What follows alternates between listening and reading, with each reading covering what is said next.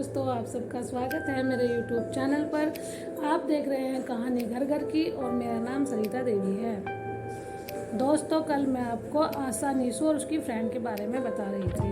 दोस्तों, आशा की शादी हो चुकी थी, वह अपनी ससुराल जा चुकी थी मेरे थर्ड पार्ट में। और दोस्तों, अब जो है निशा अपनी ससुराल में है और अब उसकी फुल संटी हो चुकी है।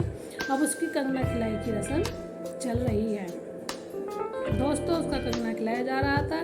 पैसे लेने के लिए देवर भाभीयों में आपस में मजाक चल रही थी। तभी दोस्तों, इतना देखकर ये सब निशा ने सोचा कि देना ही है, बाद में भी देना है तो क्यों ना मैं भी अभी दे दूँ। दोस्तों, आशा को उन्होंने अपनी रस्म पूरी करने के लिए उनको पैसे दे दिए और तभी आशा कहने लगी कि मुझे अपने कपड़े बदलने हैं, मुझे ये बहुत भारी लग रहे हैं। क्योंकि गांव में जो दुल्हन बनती है उनके गहने बहुत ज़्यादा होते हैं। एक तो साड़ी बहुत भारी होती है, उसके ऊपर से फिर चुंदड़ी होती है, जबकि लड़की को इतने सारे कपड़े पहनने की आदत होती ही नहीं है।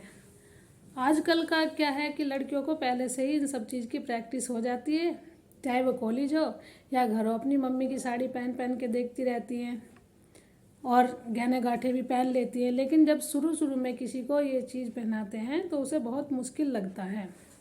ठीक उसी तरह से उसकी रस्म बीत चुकी थी और उसको बहुत ज़्यादा भूख लग रही थी। सुबह से नहाने के बाद, पूजा के बाद तब तक खाना नहीं मिला था, 12 बज रहे थे। वह दोस्तों, उन दोनों को खाना खिला दिया गया था। और जो दोस्तों वहाँ पर मेहमान आए हुए थे, वह सभी मेहमान बारी बारी से दुल्हन को देख रहे थे और खुश हो रहे थे। क्योंकि आशा जो थी कुछ बातें ऐसी करती थी, क्योंकि वो बच्चों की तरह थी, सच बोलती थी, तो जो भी कहना होता था मुंह पर कह देती थी। शर्माने वाली लड़की थी ही नहीं। सभी मेहमानों में उसकी अच्छी दोस्ती हो गई थी लड़कियों में और सभी उसकी बहुत तारीफ कर रहे थे।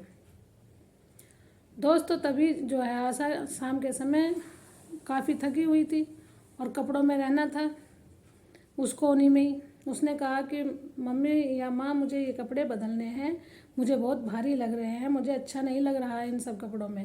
तभी उनकी जो सास होती है कहती है कि बेटे, अभी ये कपड़े आप नहीं बदल सकते हो, अभी जो है मेहमान हैं, आप ये कपड़े शाम को बदलोगे, तभी आप हल्के कपड़े पहन लेना।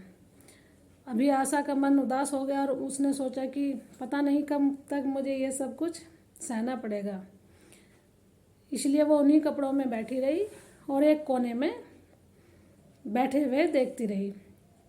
खाना पीना खा चुकी थी आशा, तो खेलने वाली लड़की थी, उसको एक जगह कहाँ बैठा जा रहा था। क्योंकि आशा तो हमेशा खेलने कूदने वाली लड़की थी, काम करने वाली लड़की थी, काम से वह कभी जी चुराती ही नहीं थी। तभी जो है दोस्तों, उनकी रस्म पूरी हो गई और मेहमान अपने अपने घर के लिए अगले दिन जाने के लिए तैयार हो जाते हैं। तभी जो है आशा को शाम को एक कमरे में लुटा दिया जाता है और उसने सोचा कि ये कमरा मेरा ही होगा और उसने गेट बंद किए नहीं थे। तभी वहाँ पर जो है उनके पति आ गए शाम के समय और जो है वह उस बेड पर लौटने की या उस पलंग पर लौटने की कोशिश कर रहा था जहाँ आशा थी। तभी आशा ने देखा ये मेरे पास कैसे आ गया, उसने उसको लात मारकर नीचे डाल दिया। तभी उसको, लड़के को गुस्सा आ गया और उसने उसके बाल पकड़ लिए और आशा ने उसको कॉलर पकड़कर लड़ाई दोनों में होने लगी। क्योंकि ना तो आशा को पता था पति का मतलब क्या होता है और ना ही लड़के को पता था कि क्या पति पत्नी का मतलब होता है। इतना सुनकर उनकी सास दौड़ते हुए उस कमरे में आ गई।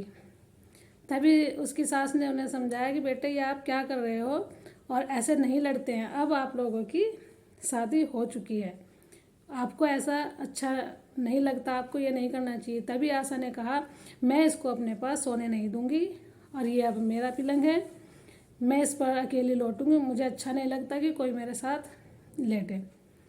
तब तक आशा को कुछ पता नहीं था, वह अपनी देवरानी के साथ या अपनी ननंद के साथ लेट गई।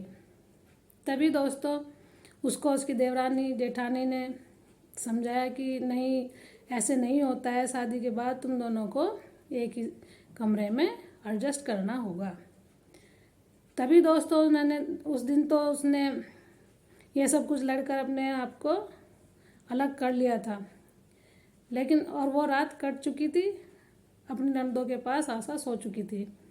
दोस्तों अगला दिन सुबह ही होता है, जो मेहमान विदा होने लगते हैं, अपने अपने घर के लिए प्रस्थान करते हैं। जो खास होते हैं वो वहीं पर रह जाते हैं। सुबह ही जो है मेहमान होते हैं वो जाने के लिए तैयार होते हैं, तो वो बोलते हैं अब हमें दुल्हन के हाथ का खाना खाकर जाना है। तो दोस्तों मज़ेदार तो यही बात है कि एक तो आशा गांव की लड़की थी और वह चूल्हे पर खाना बनाने वाली भी थी, लेकिन उसको लगता था ये इतने सारे मेहमान हैं, मैं ऐसे कैसे खाना बना सकती हूँ इतने सारे बंदों का। तभी दोस्तों सुबह ही जो है उनकी मम्मी सास जो आई, उन्हें नहलाने के बाद अच्छे अच्छे कपड़े पहनाने के बाद सभी गहनों के साथ उनको रसोई गृह में प्रवेश करा दिया। तभी जो है आशा को कहा बेटा यहाँ बड़ी ही अच्छी जो भी आप बनाओगे, हलवा खीर पूरी पकवान, आप बड़े ही शौक़ से बनाना और बड़े ही प्यार से, आज आपके हाथ का ही मेहमान खाकर जाएंगे। जो ज़रूरी मेहमान होते हैं वो घर पे ही रहते हैं, और जो मतलब दूर के होते हैं वो 3-4 दिन के बाद जाने लगते हैं। अभी आशा ने इतना सब कुछ तो सीखा नहीं था। वह कहने लगी, सोचने लगी और मन ही मन में घबराने भी लगी कि मैं ये सब कुछ कैसे करूँगी। अब दोस्तों धीरे धीरे उसकी जो ननद थी और जो जेठानी थी वो उसके पास आई और उसने धीरे धीरे उसको खीर बनाना सिखा दिया, हलवा बनाना सिखा दिया, और पूरी तो उसने कभी बनाई ही नहीं थी। दोस्तों जैसे वो पूरी डालने वाली थी कढ़ाई में उबले हुए तेल में, उसकी हेल्प उसकी ननद और देवरानी कर रहे थे, देवरानी जेठानी जो भी होती हैं। तो उसने जो है पूरी बनाकर एक रोटी की तरह डालने की कोशिश करी, क्योंकि उसको तो यही सिखाया गया था। तब तक उसने पूरी बनाई ही नहीं थी घर पर। 15-16 साल की उम्र में लड़की बहुत कुछ सीख लेती है, लेकिन उसने इतना कुछ तब तक सीखा नहीं था। दोस्तों जैसे ही उसने एकदम पूरी डाली तो उसका हाथ जल गया और वह तेज तेज से रोने लगी और चिल्लाने लगी, मेरा हाथ जल गया, मेरा हाथ जल गया। तो तभी सभी दौड़ते हुए वहाँ आए और दुल्हन को अलग बैठा दिया गया और कहने लगे उसकी देवरानी जेठानी से कि तुम लोग क्या कर रहे थे, जो बहू का पहले बार ही प्रवेश करते समय तुमने उसका हाथ जला दिया। तभी जो है उसको टंकी के नीचे करके हाथ को ठंडा करने की कोशिश की, लेकिन छाले पड़ चुके थे। दोस्तों इतने में ही नहीं या कुछ भी नहीं, ऐसा तो हुआ नहीं था। इतने में उनके जो मेहमान थे वे सब कहने लगे कि भाई आज तो अच्छा नहीं लग रहा, बहू के साथ ये सब कुछ हो गया, तो हम अभी यहीं रहते हैं, ऐसा है तब बहू ठीक हो जाएगी, हम तभी निकलेंगे। तो दोस्तों जैसे ही वो 2-3 दिन तक उसको आराम लगा और तब बहू को कहा कि तुम आज हल्का फुल्का खाना बना कर दे दीजिए, मेहमान अपने अपने घर जाने के लिए तैयार हैं।